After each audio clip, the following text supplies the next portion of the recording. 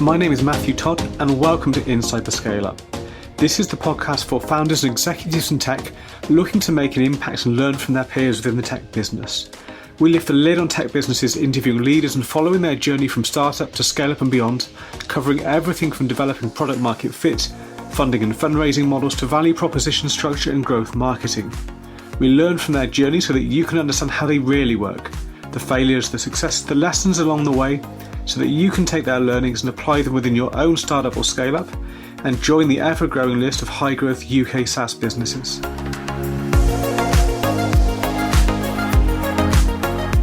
Hi, welcome back to the podcast. Really pleased today to be joined by Orrin Klopper, CEO of Netsurit. Great to have you here today. Thanks so much, Matt. Looking forward to this discussion with you. Yeah, absolutely. Obviously, we had a chat before the interview today, and really looking forward to finding out more about the journey, about some of the lessons learned that we can bring to our audience today. But to kick things off, do you want to give us a little bit of background about yourself and your business? Yes, sure. I'm a dad of a almost 3-year-old. My daughter's name is Luca, and my life partner's name is Liesel. And it was my birthday yesterday, the 5th of December. So I turned 48. Happy birthday for yesterday. Yeah. Thank you. So hopefully I'm sounding sharp despite a few festivities last night. I think, kind of if I look back at how I ended up taking this path, I think at school, where I respected the teacher, I was a great student. Where I didn't necessarily respect or connect with the teacher, I was not a great student. And then at university, I had the opportunity to do a lot of entrepreneurial things to help pay for my studies. And very grateful that a friend of mine invited me to come and sell computers and so forth for his business. And that was back in 95.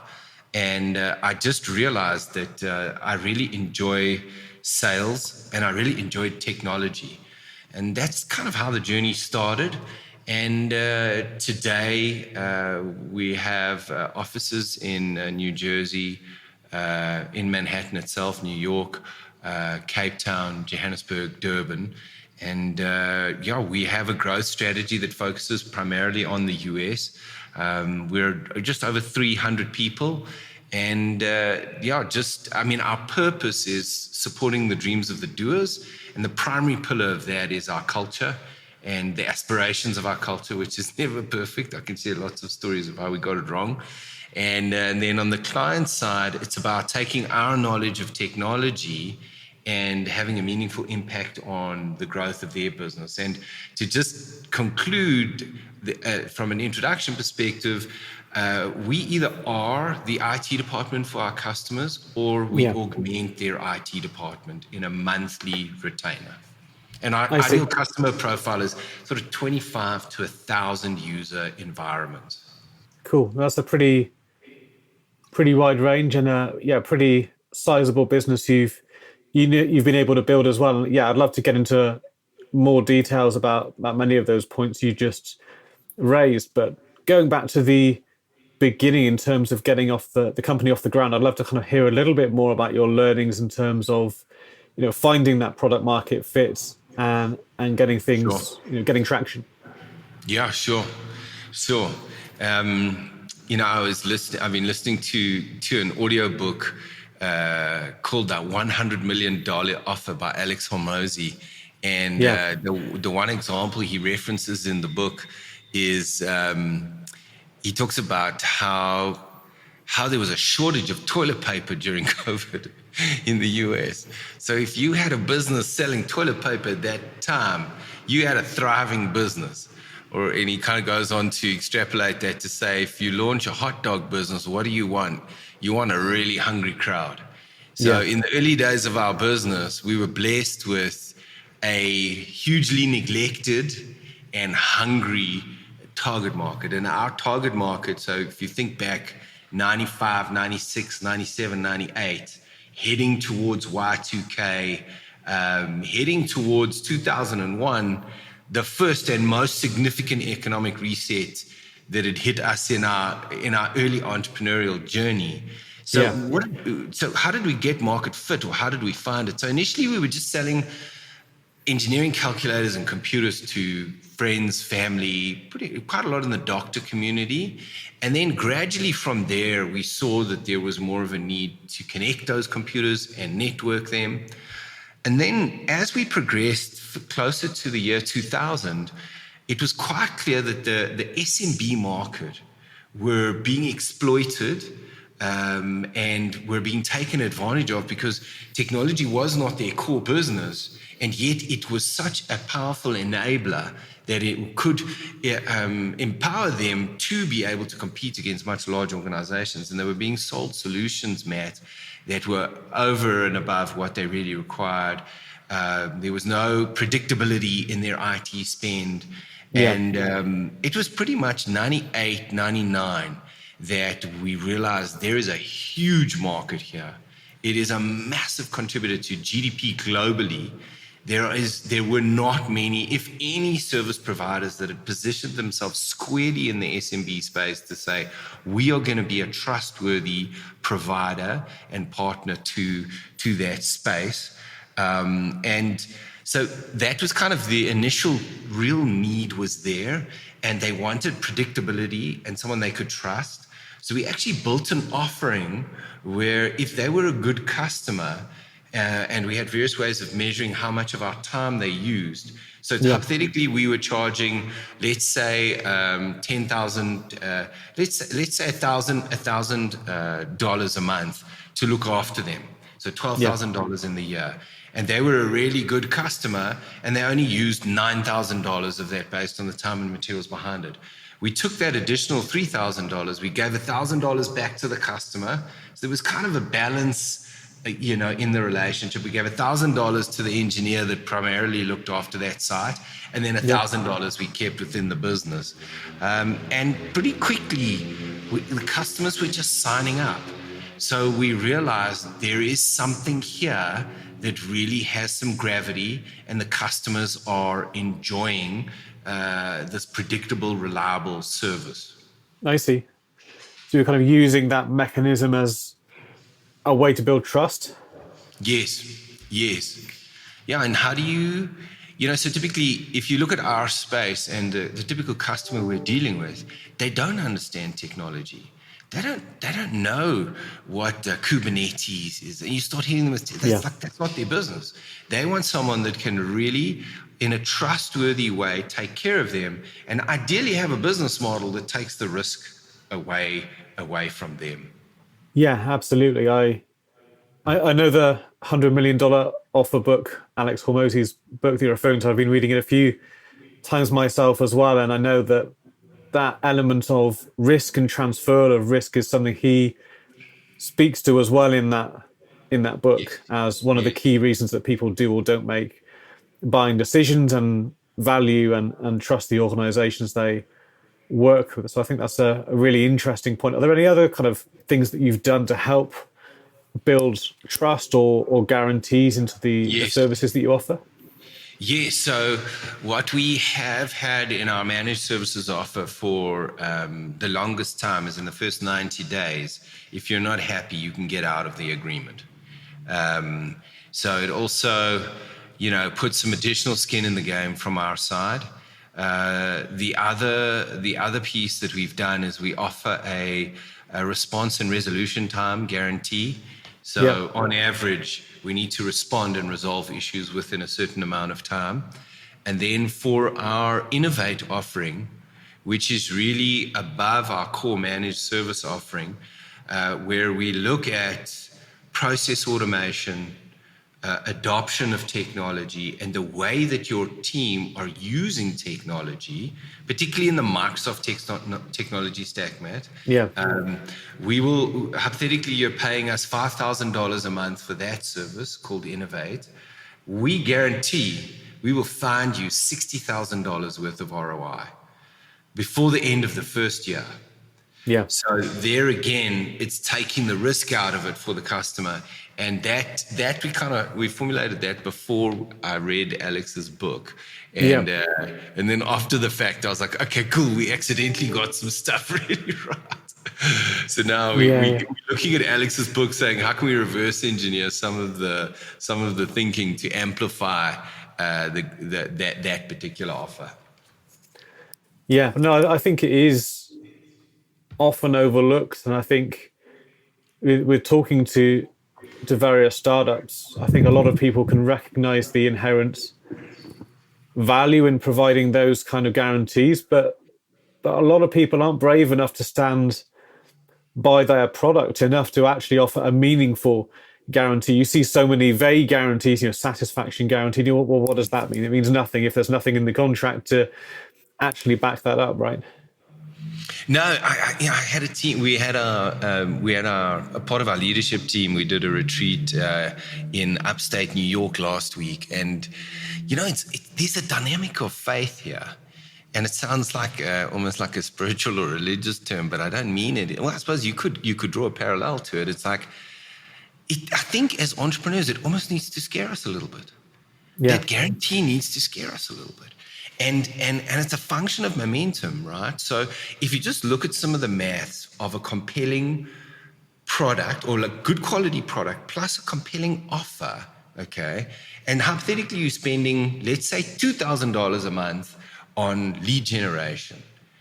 Just by virtue of having that compelling offer or guarantee, you're going to get great attraction, and you're going to see a greater return on the existing investment. But for me, in our businesses, we've grown, and when we first did that guarantee all those years ago, back in late 90s, I think it was 99. Early 2000, where we came up with that reimbursement concept. I mean, we must have been like 20, 30 people.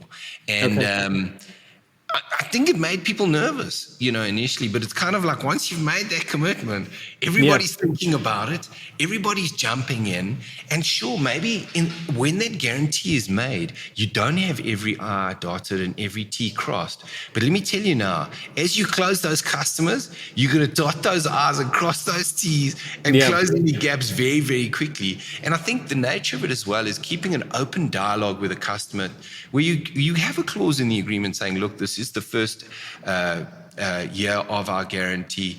If there so happens to be an imbalance, we do reserve the right to come back and re-engage, so that you don't end up totally cornering yourself. But it takes faith. Absolutely. And I like the thing that you said, that those guarantees should scare you a little bit. I think it's a really, really good way to keep the products honest and not focus too much on the front end, but make sure that the back end can match that as well. And that has numerous benefits in terms of being able to upsell, retain customers, reduce churn, all those kind of things as well, right? Yes, and the dynamic of the guarantee is because you're taking so much of the risk.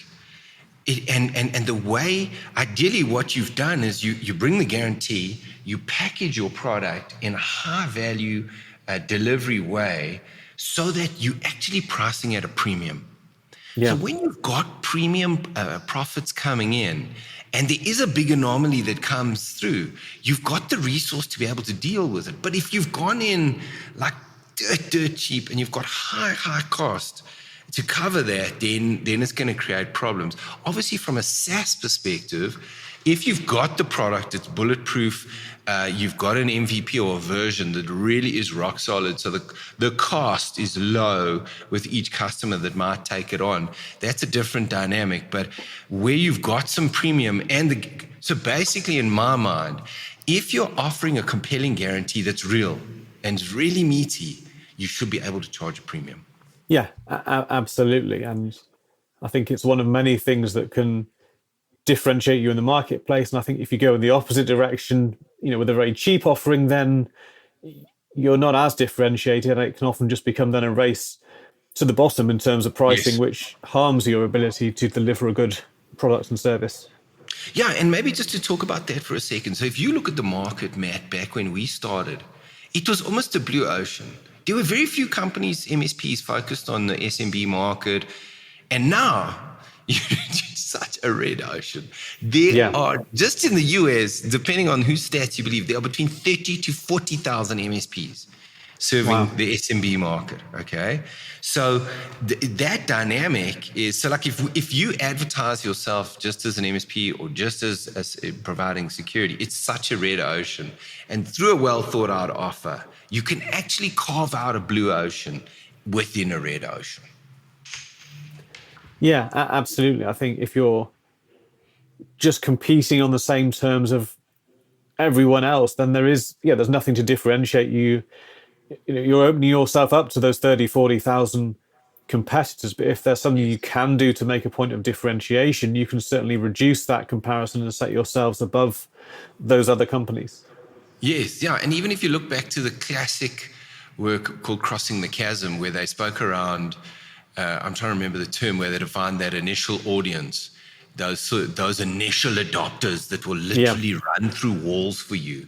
So typically, if you look at that, there's an industry, okay, and a vertical within that industry that initial product is being used, and then there's a persona. So now when you're advertising, let's assume it's a SaaS solution, it's for product managers in the retail industry that specifically focus on fashion for kids. So like now if you've got that niche, so now the guy's getting an advert for someone else saying, oh, we do generic for product management, and this one says product management, or for product managers in retail focusing on kids fashion. You're going to be able to charge a premium, and that dynamic I think just amplifies how compelling the offer and service is that you're delivering. Yeah, absolutely. I completely agree. And obviously, you've been running Netsurit for quite a number of years now. As you mentioned, the kind of the competitor landscape has massively changed in that time as well. In terms of your own offering, then, how have you managed to balance, keeping it focused enough whilst also making sure that you have enough market to serve at the same time? Yeah, so I look at going into 2019 and looking at some of our sales history, it looked not bad, organic growth. And we unpacked it and we looked at it and we saw that there was over those 2 to 3 years preceding that, there were some outliers of some bigger customers that kind of trickled through. And it wasn't real marketing that we'd found those customers, and thus it was not sustainable and scalable. Yeah. So we realized, and then going into 2020, we had clear visibility of our two of our biggest customers we were going to lose. Okay, one was a global outsource; they were very happy with our service, and then the other, where they were very, very happy with our service, but they'd mandated across the group they were going to take everything in-house. So unrelated to COVID, nothing to do with COVID or the impact it was having, we were losing two of our biggest customers. Yeah. And our lead generation and organic growth was in a massive hole. And at the same time, we were looking at one of the most uncertain pandemic, economic, external force events we've ever experienced. So we were like, okay, this shit's going to hit the fan. So we responded very decisively and aggressively. We went and cut costs deeply across the business. It was very tough. We did 3 rounds of layoffs, and we massively scaled down on office space. We'd always typically been in a company that had a lot of office space, an in-office culture, and obviously with the pandemic that changed. So a lot of people were working remotely. So we took 50% of those savings, Matt, and we put it back into cash flow and profits, just to make sure we were ready if these extenuating circumstances amplified. And then the other 50% we put into a growth and innovation provision.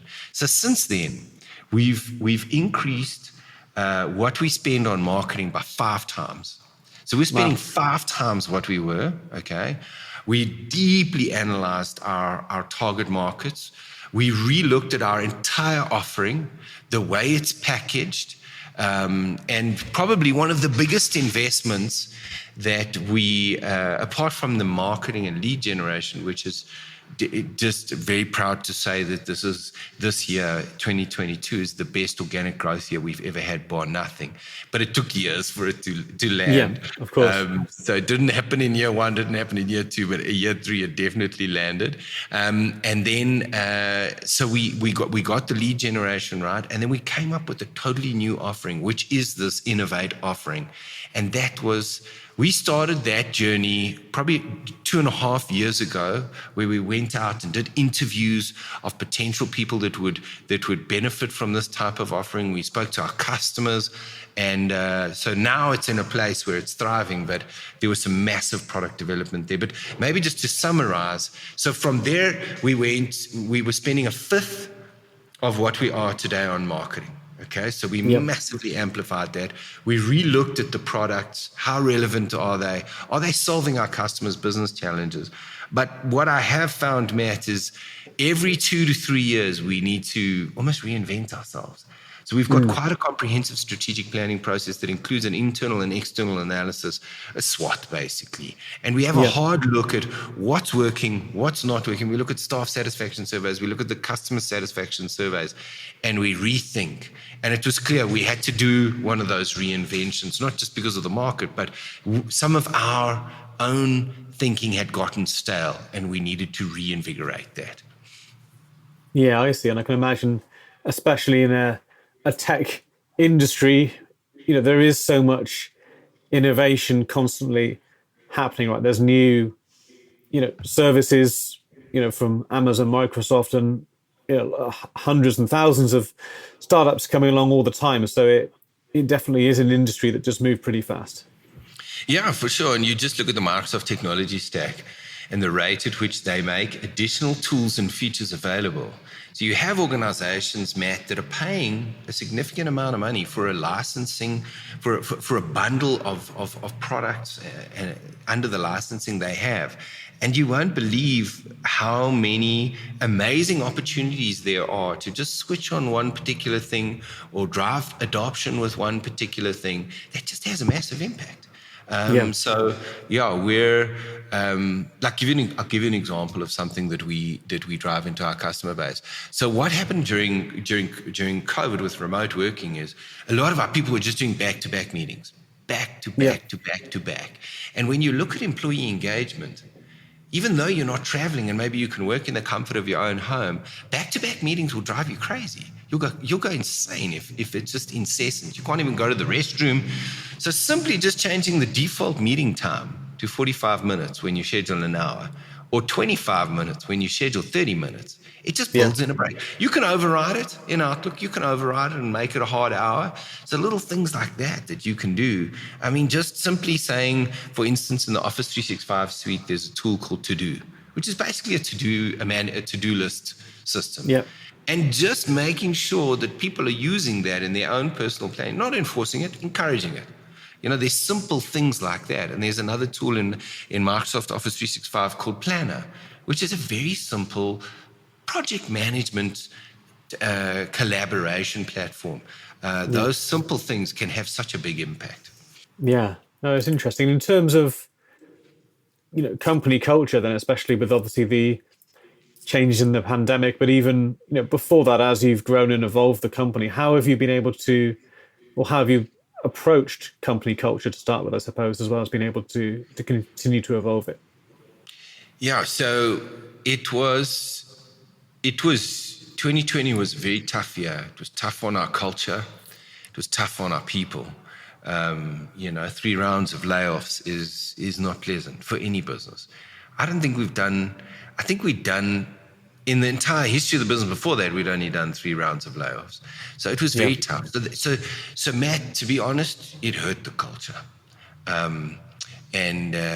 But we continuously communicated. Even when we didn't have updates, we would just say, look, we don't have a specific update in this area. So we communicated. And I think people realized that our survival was at stake and we needed to do what we had to do. So I think although there's damage in the culture when you do that, it's also how you deal with it that will protect the culture and enable it to bounce back. So, as I said earlier, we were predominantly an in-office culture. Probably 70% we were in office, and we scaled back massively on office space, and we allowed everybody to work remotely. And at some point, you had to work remotely. That was kind of what was the situation during the pandemic. So, the one part of the culture is called a Dream Connect. So what we realized as we grew, there were people in different parts of the business that never ever got to know each other because we weren't doing get-togethers, we weren't in the office. So like Matt and Orrin didn't even know who the other person was. So what we do now is we encourage you to do 3 to 4 Dream Connects a month. So in our 300 plus people, we've got people in Poland, we've got people in Peru, we've got people in various parts of the US, we've got people in South Africa. We encourage people to schedule a 30-minute Dream Connect where you get together and you just connect. And if you've got your dream book, so most of our people have a dream book, you share your dream book, and your dream book is your top 10 personal goals and dreams visualized. So there's a whole process behind how you create that. We keep it pretty simple and light, and you show your top 10 personal goals and dreams to each other. And it's amazing, Matt. There's something that happens when 2 open, authentic human beings get together and they share genuinely what they each want in their lives. There's something that happens, and it's like it creates a connection. And in general, the human spirit, we want to see people achieve what they want in their lives. So that's one thing that we leaned on during the pandemic really significantly was Dream Connect. And obviously the Dreams program itself, where each person gets put into a dream group. And but look, I think one of the things that protected our culture during this time was apart from the layoffs, we had very, very low staff attrition. So there was a history of people spending time together that we were still leaning on. And I think for new people joining the business, it must have been and probably was a lot harder than if you joined a business where first day you're in the office, you're meeting everybody. So I don't think we found our feet 100% yet as far as what the new Netsurit culture looks like. But we're heavily leaning into the Dreams program, and we will continue to do that. We are doing and investing in more face-to-face time, but I don't think we'll ever return, Matt, to the in-office dynamic we had. And probably the last thing I'll share from a culture perspective, and we have a guy on our team, his name is Nsika. He's in recruitment, just a super bright, talented young guy. And we had a submission on our change billboard. So basically our change billboard is where you can submit a question anonymously, and you need to answer it in the all-company meeting. So we've had some tough questions there. It's very brave. And it's like some stuff comes up. Like I remember the one year I just bought a new car. I'd bought a Hummer of all cars. This was years ago. I'm not a new car guy. I think it's only, and then they asked, we're doing cutbacks and cutting budgets and not doing salary increases, and Orrin just bought a new car, and I'm like, they don't understand that I cut my salary and the business are different. So, but anyway, as a leader, there's huge visibility. But the one person commented that, so we really try to celebrate gratitude in our culture. And I think whether you're in office or you're remote, this is something that you can really, really lean into. And Brian, my partner, had come up with this gratitude format called Wow Moments, where you recognize people in the business for things that they've done either for our customers or for you and your team. And then we got a submission where on the changeable board, someone said they feel that the Wow Moments have lost some of their gravity. So, I took it personally, but I said, okay, let me try and see if we can learn from this. We did a survey, and the majority of the business felt it had. So Nsika went away and really spoke to a lot of people, did some research, and he reinvigorated our gratitude approach within the business. And he added an additional gratitude moment called Sawubona, which is basically Zulu for I see you.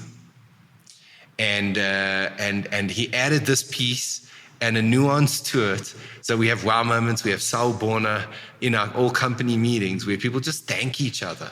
And if I look at our staff satisfaction survey, which we've done every 6 months for probably over the last 15, 20 years, the gratitude one went up directly after he did that. And gratitude, Matt, is, I believe, one of the most powerful forces in any culture.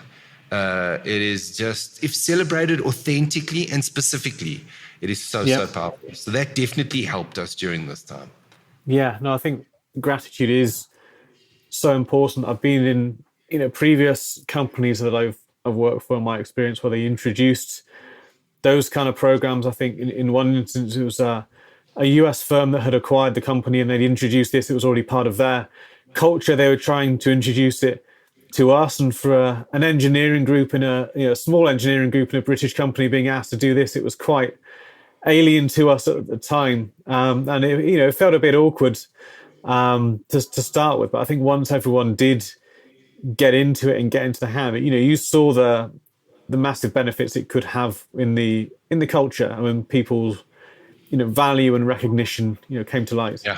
Yeah, no, for sure. And I think even with our acquisitive growth, we some of these nuances you can see initially.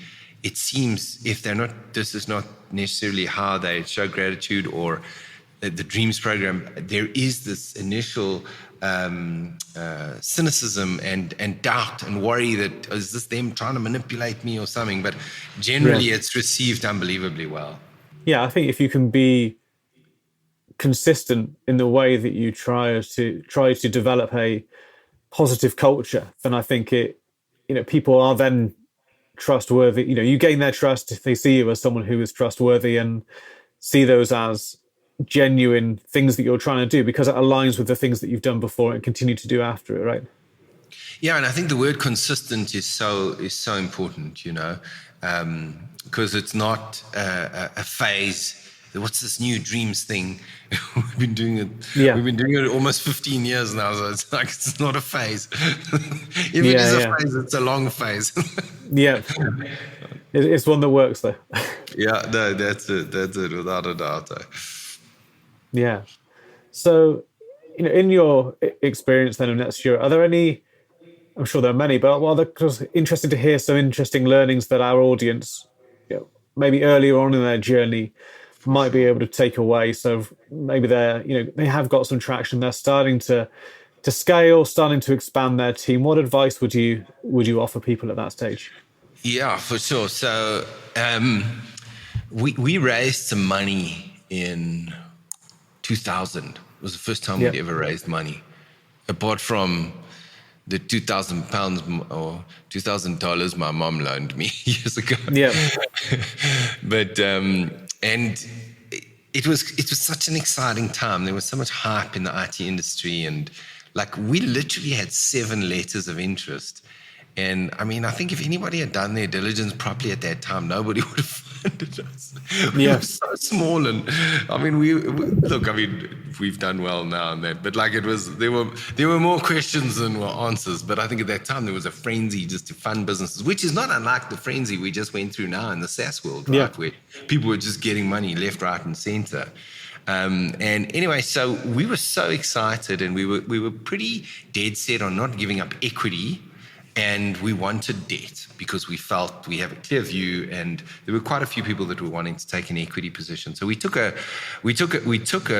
loan from an organization that was they used the term IRR, which I know what IRR means now, but go back 22 years, IRR and interest seemed like a similar thing, So we were like, we got this. So basically the term of the loan, which at the time, it basically had to achieve a 20% IRR for them. And we kind of thought, okay, this is great. We're not having to give up equity. But if you actually worked it out, it might have worked out cheaper to give up equity because it was so expensive. So anyway, we'd been paying back. There was a monthly amount that we had to pay for this facility or for this loan, and we'd been paying it, and then each month we got a statement from this provider saying Thank you. Kind of updating this is what, and Yep. they had on that statement had not applied the proper IRR. So we actually owed them a lot more money than it said on the statement. So on a balance sheet, we Okay. had an amount, but if we'd actually applied the strict terms and conditions of the agreement, it was an oversight on our side, but we were getting a statement from them every month saying, okay, cool, that's what we owe. And anyway, long story short, it was such a balloon on our balance sheet. And so what I did is, fortunately, look, at the time, interest rates were very high and they came down quite quickly. This was in South Africa at the time. But the interest rate in the agreement was fixed. So we had a bit of an angle to go back to the provider and say, look, guys, things have changed. And to their credit, they let us settle. So we'd started an ISP about 18 months, 2 years before that, before we went to settle that debt. So we had some cash. We made an offer. They said they would accept and we were able to get out of it. But we had this noose around our neck. And in our balance sheet, the debt was significantly understated. So I suppose the learning for anybody out there that is looking at funding right now, whether you're a programmer or a developer or just a raw entrepreneur, deeply understanding what the terms and conditions are in that agreement and making sure, even if it's not in the agreement, you actually do scenarios for yourself.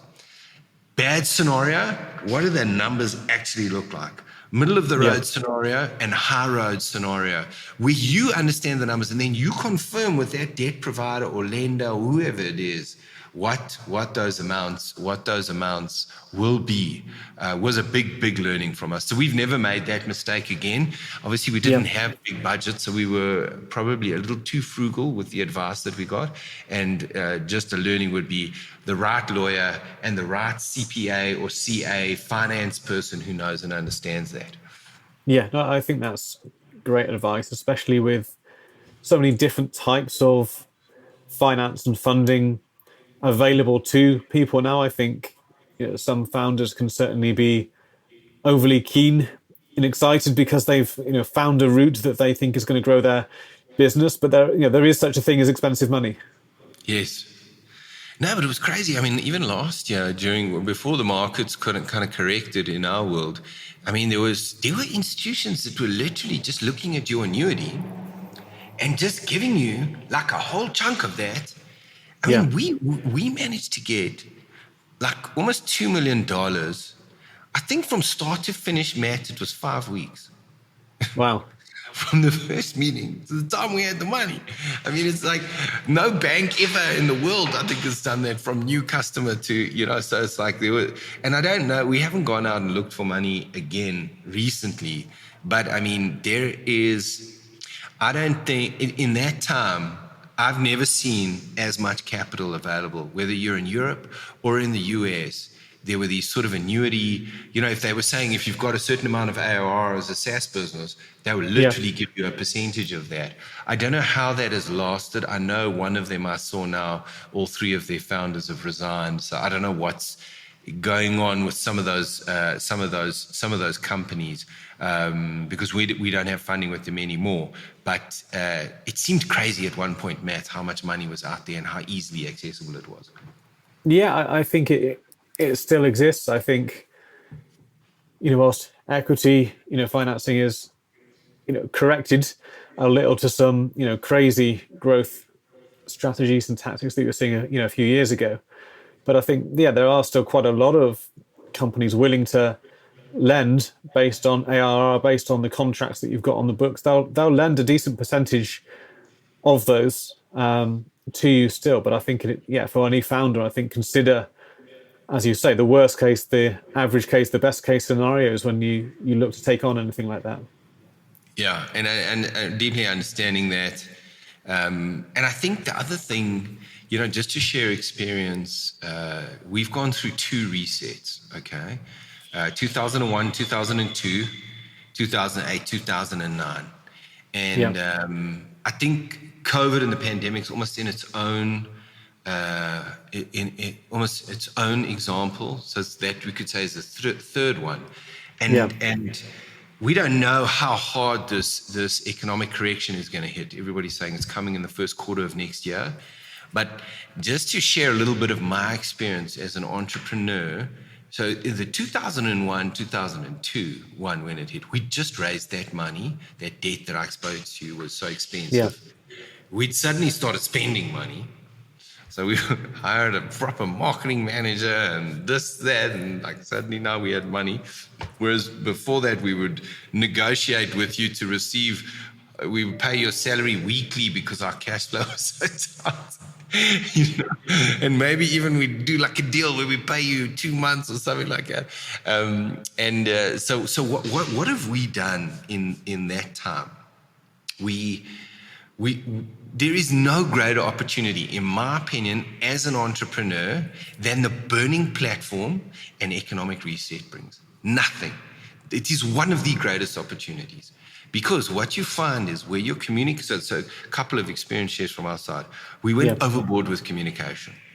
Communicated with everybody in the leadership team again and again and again. We said, we're going to confront the reality. We're going to make the tough decisions. And some of those decisions were met, like, as entrepreneurs, these were decisions that you could say are partially soul destroying, but as leaders in business, you need to make these decisions. And then we were obsessed with turning the tough situation into an opportunity. And so we went and confronted the reality, viciously cut costs. And then in the same breath, how do you turn an economic reset into opportunity? Because what happens in an economic reset? It's change. Everybody's rethinking their business, saying, how's this going to impact my business? How am I going to turn it into opportunity? What partners are there out there that can potentially help me in this time? You know, so yes, it's tough. And maybe you got to let go of some people that you didn't want to let go, and you got to cut, you know. Like we used to have offices where we had a service where people come and maintain the plants in our office. Okay. Yeah. We don't have that anymore. That was the first economic reset. You know, you realize you can have a great culture if you haven't got someone coming to maintain your plants. You know, we used to have bottled water delivered. Okay, and like branded and stuff. No more. Okay? You go through enough economic resets, you realize people don't actually care whether you got branded water or not, as long as they got good water that they can have. You know, so it's just like, you know, it's like the same dynamic when you're struggling with someone in your team, and you got a feeling in your gut it's not the right person. The same thing with an economic reset. When you feel it in your gut, be unbelievably decisive, because what will happen is you'll turn it into opportunity and you'll outmaneuver your competitors. And we've seen that again and again. Yeah, absolutely. I think it goes back to what you were saying earlier, what we were discussing about, you know, really fine-tuning, nailing that niche and that positioning so that you have something very, very clear, differentiated and compelling. And the guarantees that we talk about come into that as well. So if you can go to the market with clarity, then there is always opportunity. But you know, with those kind of resets, though, how do you think people can, you know, maximize their chances of success, meet that opportunity that is there amongst all of the other noise and confusion that might be going on around them? Yeah, for sure. And I think your point on clarity is a big one. If our message as entrepreneurs and business owners is clear, and we can clearly connect what our product or service will do for a key and important problem or challenge in their business, and it's clear the persona and the industry, we are now becoming part of how they can turn this tough reality into an opportunity.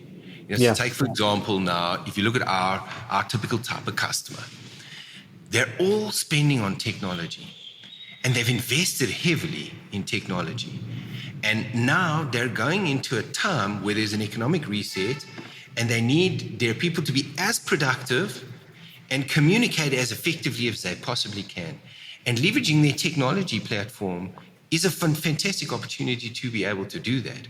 So in our minds, if organizations are going into this economic reset, we think leveraging their technology in an effective way can be a very, very powerful method to align, create congruency and momentum in the face of a tough economic reset. Give you an example. Part of our engagement, we will go and we will look at the licensing that they have. And if they're paying for licensing that they're not using and they don't plan to use it, then just change the licensing so you can actually cut costs. And what we've been very good at as well is finding cost-cutting opportunities. So if there is a cost-cutting dynamic in your offer, or if you can clearly connect the value that your product or service will bring to a pain that they are facing and will be potentially amplified in this time, you're going to be able to turn that into opportunity. Yeah, I think that's a perfect way to describe it. And I think for any entrepreneur that is too product focused, too solution focused, and not connected enough with their audience and their pain, then that's something that they really need to address. Because as you say, that reset actually amplifies that pain in many, many cases. So you're right. If anything, it should create opportunity if you're already engaging with your market, your audience correctly. And if you're not, now is the time to fix that. Yes. Yeah, 100%. And I think it's for all of us as entrepreneurs in this time, it's lean into our strengths, and where there's key things that we need, hopefully we've got that in our team, or find a business or a consultant that you can leverage to shore it up in the short term. Like if I look at product development as an example, once you've got product market fit and the gravity momentum's there, that's great. But sometimes there are these specialists that have a particular skill. Like we engaged with this company called Neural Impact in Canada, and they've leveraged the the space of neural marketing in how you do your messaging and how you actually manage the sales process. So we engaged with them, and we still actually have an ongoing engagement with them, but we had a particularly intense period where it was able to shore up some gaps of skills we did not have internally. And it's tough as an entrepreneur sometimes to say to yourself, well, geez, I'm facing all this uncertainty. Now I've got to go and find like $10,000 or $20,000 to do this engagement. But the nice thing is it's once off, with some of these engagements, and they can help close that gap. And we've done that a good few times where we just don't have those skills in house, because sometimes it's just, I'm not, we don't have a perfectly experienced world-class leader in every role. So like, give you an example, we took on a fractional CMO. This guy's been a CMO, Matt, his whole life, 20 years. And he was able to take this marketing investment that we make, which is 5 times what it was in 2020, and actually just align it and optimize the return we were seeing on that marketing. So sometimes in the face of a tough economic reset, you might actually have to invest over and above the cost cutting. Yeah, absolutely. I think it's acknowledging where those gaps in skills and capabilities are, isn't it? Making it even more important to fill those gaps in that case. Yes. Yeah, 100%. Yeah, no, interesting. So, I think there's been some really, I've really enjoyed the conversation so far. I think there's a lot of really good lessons for our audience to take away from this as well. And I'm sure we could talk for many hours more. But before we do wrap things up, what's next for Netsurit? What do you see the next 12 or 18 months looking like for you? Yeah, so we're in the midst of our strategic planning now. Our new financial year starts 1 March, and we remain very focused on acquisitive growth, Matt. So we have some specific targets as far as acquisitive growth over the next 2 financial years, and what we want to achieve. And so we hired a VP of corporate development. He started about 2 months ago. It's literally his day job is focusing on the M&A. And then, Matt, we're unbelievably excited about our Innovate offering and the guarantee that it brings, and the value that we're seeing this bring to our customers and the impact it's having on their businesses. So, if I look strategically at the year ahead, the next 2 years at least, for a long time. But as far as our strategic planning goes, the next 2 years is focus on the M&A. Continue to focus on the product development around our Innovate offering and some of our other offerings. Focus on organic growth and our culture. Those are the 4 big rocks that we have other sub-strategies and key things that we're doing, but those are the 4 big rocks that we are focusing on over the next 12 to 24 months. Cool. No, fantastic. I wish you the best of luck for those. Not that I think you will need it in any way, shape or form. And yeah, thank you for sharing the lessons today. I think there's a number of really good key takeaways in terms of, market positioning, culture, especially as well. So, thank you for taking the time today. Much appreciated. Well, an absolute pleasure, Matt. And you guys can find me on LinkedIn or anybody that's listening. And I have lots of examples of things I'll share of how many things we got wrong, except got out of business. Yeah, absolutely. No, thank you very much. Take care. Thanks, Matt. Thank you for joining me on this episode of Inside the Scale-Up. Remember, for the show notes and in-depth resources from today's guest, you can find these on the website insidethescaleup.com. You can also leave feedback on today's episode, as well as suggest guests and companies you'd like to hear from. Thank you for listening.